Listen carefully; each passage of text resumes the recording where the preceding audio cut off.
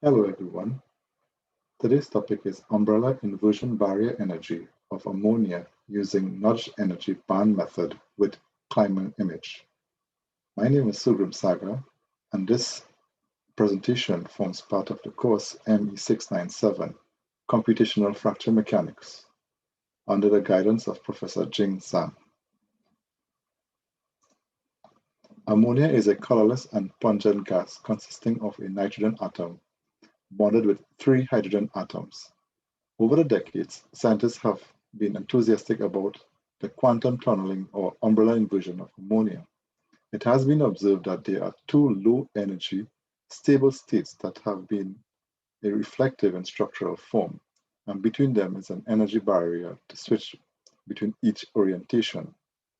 Due to the phenomenon occurring at a quantum level, density function theory, DFT, which involves the functional electronic density and the function of space and time has been chosen. Furthermore, the nudge energy band, NEB, which is an algorithm that maps the energy path of atoms, providing additional information on minimum energy path as they move from one place to another, combined with the climbing image, which assists in conversion, was considered appropriate to define the umbrella inversion energy barrier of ammonia. In this introduction, we'll give you a little brief description of the ammonia molecule and the production. The ammonia molecule consists of a single nitrogen atom, which is covalently bonded to three hydrogen atoms. At room temperature, it exists as a colorless gas, and it is commonly known as having a pungent odor with high skin irritability. Ammonia has been discovered in the past in legumes and naturally forming in nature in aerobic decay of plants and matter, and has been even discovered in space. In modern times, starting from the Industrial Revolution, the demand for food production and consumption led to the discovery of commercially viable ammonia for widespread agriculture. Other uses include refrigerants, pharmaceuticals, and textiles. Today, there is a global trend of increased demand for ammonia, and with that comes increased price. As you can see on the right-hand side, there is a general increase in global demand. And the reason why I put this here is because there is a phenomenon called slugging in process piping in this commercial manufacture. And the slugging forces are part of the process design and pipeline. And the structure has to be designed to handle the slugging process. And this is affected by the way the chemical composition and the structure of the molecule, how it behaves. So what is the umbrella inversion barrier energy? The umbrella inversion barrier energy is the energy needed for the natural atom to move from its equilibrium configuration. For instance, on the left-hand side, as you can see on the right here. So this here is the pyramid nitrogen, hydrogen here. It has to move here to this transition state. To do so, it requires that inversion barrier energy. In this state here, it's actually planar.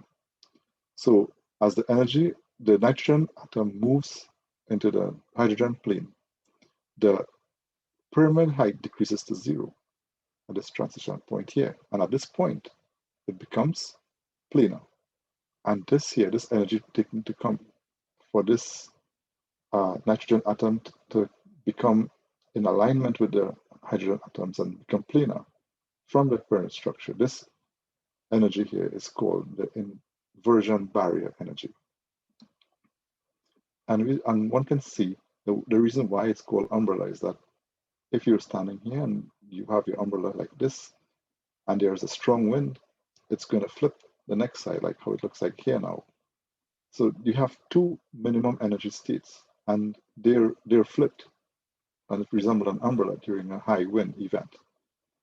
So we want to, in our experiment right now, we're trying to determine this inversion barrier energy in our numerical simulation, I'm sorry. The density function theory, the DFT, we mentioned that we're going to use this because it's also quantum. The phenomena of umbrella inversion in ammonia is also termed as quantum mechanical tunneling effect. Hence, a suitable numerical modeling tool is required to calculate the energy barrier. Given that the density function theory is a numerical modeling tool that calculates at quantum level, where the functional is the electron density, which is a function in space and time, it has been considered most suitable for this study. DFT is a ground state theory and provides a reasonable balance between computational efficiency and accuracy in the order of thousands of electrons and hundreds of atoms. I'll give a brief overview of the DFT here. This is not an exhaustive description of the theory, it's actually very long.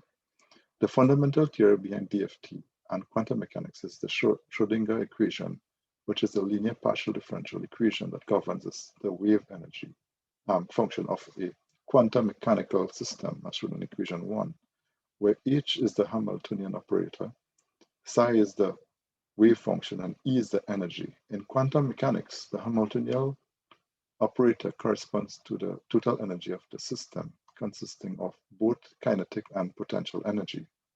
The wave function in quantum mechanics is a function that has a variable that mathematically describes the probability of the wave particles being in a point in space at a given time. If these possibilities can coexist in a wave function, then there is a superposition of these different states. The elementary state Schrödinger equation has a couple of drawbacks, however. The problem may become non-trivial and the wave function may become complicated. There is a rapid increase in computing demand at higher numbers of interacting electrons.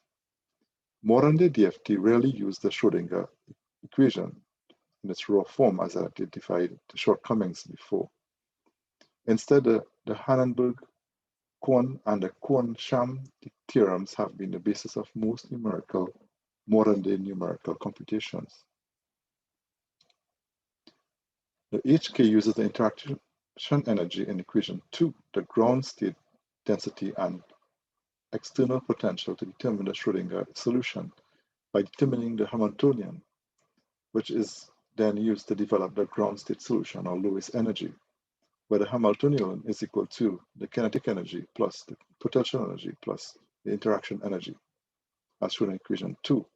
The KSDFT, the total energy of many electron systems in an external potential is given by E total energy is equal to kinetic energy plus the energy nuclear interaction energy, the Coulomb self-interaction of the electron density, and EXC, the remaining part of the electron repulsion energy, or the functional of the electron density. The energy function En for a number of electrons then, N can be minimized easily, and combining using the HK and KS through an iterative loop can yield several characteristics of the model, such as surface energy, bulk density, energy barrier, and bond length. So our use here is really to calculate energy barrier here, but there are numerous other uses, such as the distance between the atoms too as well. Plane wave nudge energy band is to measure the path energy as identified before. NEB is a numerical modeling method to determine the minimum energy path between the initial and final states of the transition. When an atom moves within a molecule, it can do so in many pathways with varying amounts of corresponding energy. A set of images are constructed that are linked to each other that defines the minimum energy path. The optimization of the band, which produces minimization of the force acting on each image, results in the minimum energy path. These force projections or nudges do not interfere with the overall convergence of the energy band to the MP.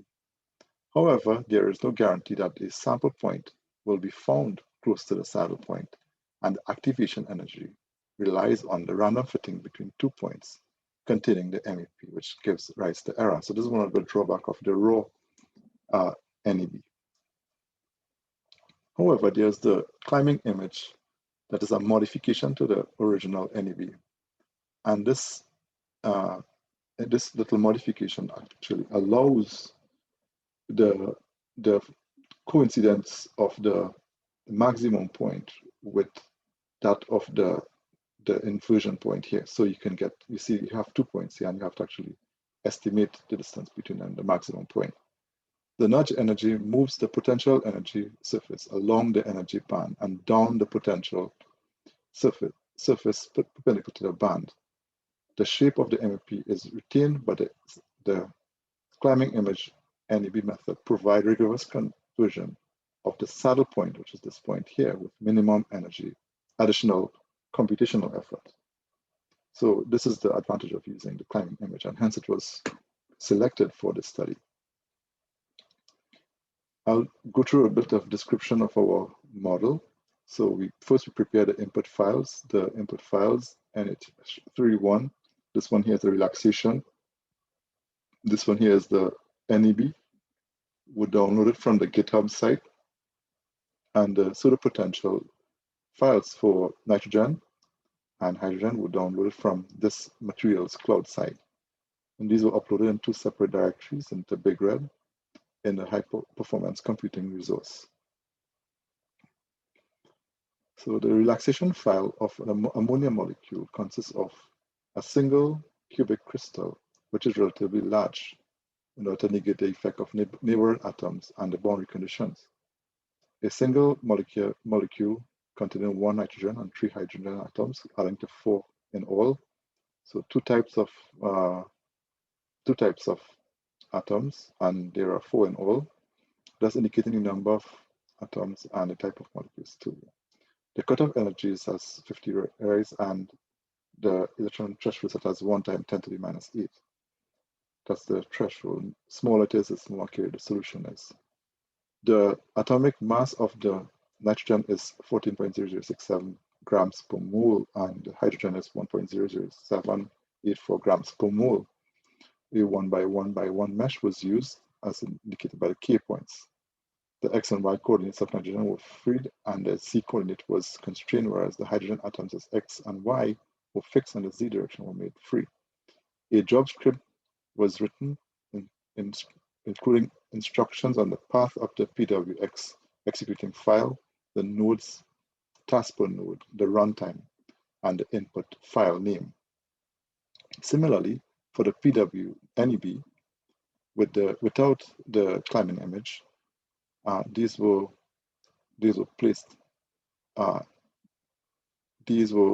indicated in Quantum Express so that you cannot do the one with climbing image, as it takes a lot of computing resources. You can actually graduate from the relaxation to the without CI and then do the combination of CI. So this is in the manual actually of the Quantum Espresso, and it's indicated there because you want to follow an order where you can minimize a computing effort. The input file that contains the restart mode was set from scratch without this climbing image, and 50 steps were assigned, and the optimization scheme was deployed. Images were set at 12. All other features will remain from the relaxation file. The positions of the first and last images were taken from the output of the relaxation file from the previous section. A job script was written again, just as the PWX, but this time is NB.x. As execution file, in the nodes to the task per node, the runtime, the input file name, all that will contain in the job script. And similarly for the NEB, the inversion energy with CI, you take that output from this section here and you copy it into a separate folder.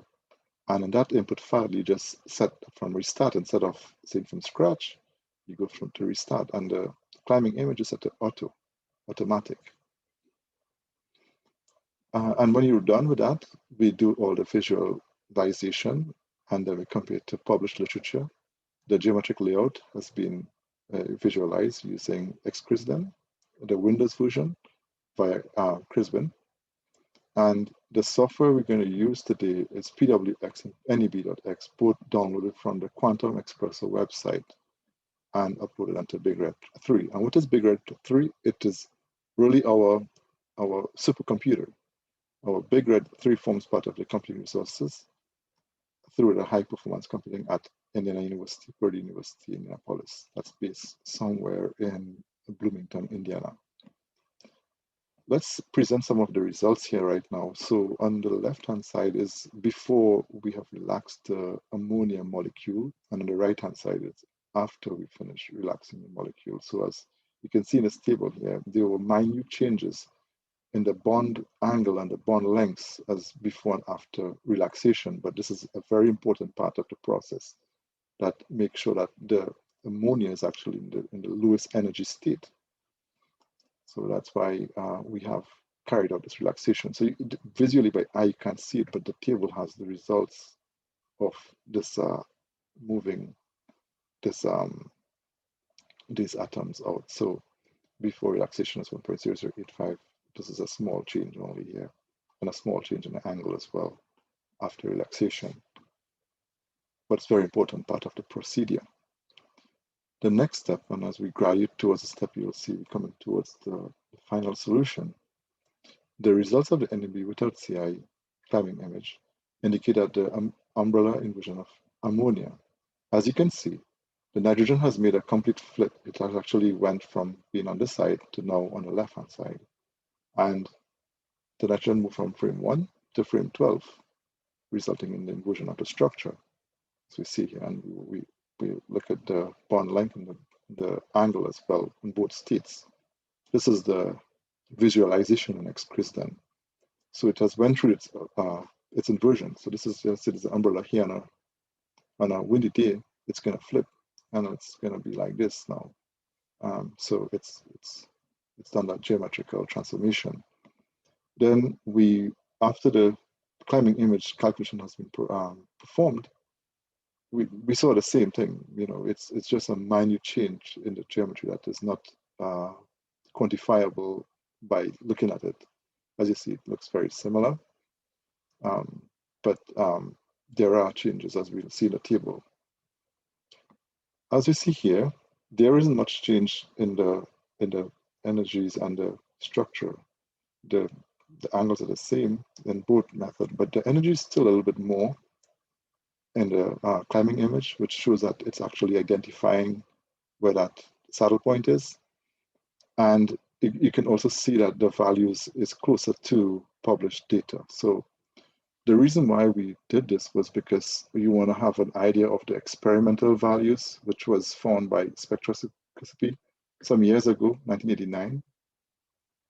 And this is a kind of old paper, but very useful information regarding the spectroscopy part of it, where they identify these as the inversion barrier energy as 1882 per cm. And this is our desired measure of energy for this quantum level analysis. I guess also because the publications use the same values, I wanted to be consistent. And as you see, the climbing image NEB method produced very close to the AB initio method by this guy here in 1987 as well. So these are pretty much old papers. Our results, you can see the percentage difference is just 0.32, 0.11 more than, 0.32 less than this one, and then minus 0.6%, minus 0.2%. So the inversion barrier energy, which is what we were looking for, we're not looking too much about the bond length and bond angle, but it's nevertheless important because we don't want too much of variation in these, because these will affect the inversion barrier energy. We see that there are really, really minute differences of 0.32 and 0.11%. So this value of 1,876 per cm derived using the climbing image NEB method has been proven to be very close to the experimental and previous numerical method used in published literature. And for that, we see that it has good agreement. In conclusion, we'd like to say that the using DFT, namely the climbing image NEB method and quantum explosive, the umbrella inversion energy barrier energy, of ammonia has been found to be 1,876 per cm, which is in good agreement with published experimental and numerical values. Thank you very much for viewing this presentation, and if you have any questions, the author of this can be available through the YouTube video. Thank you very much.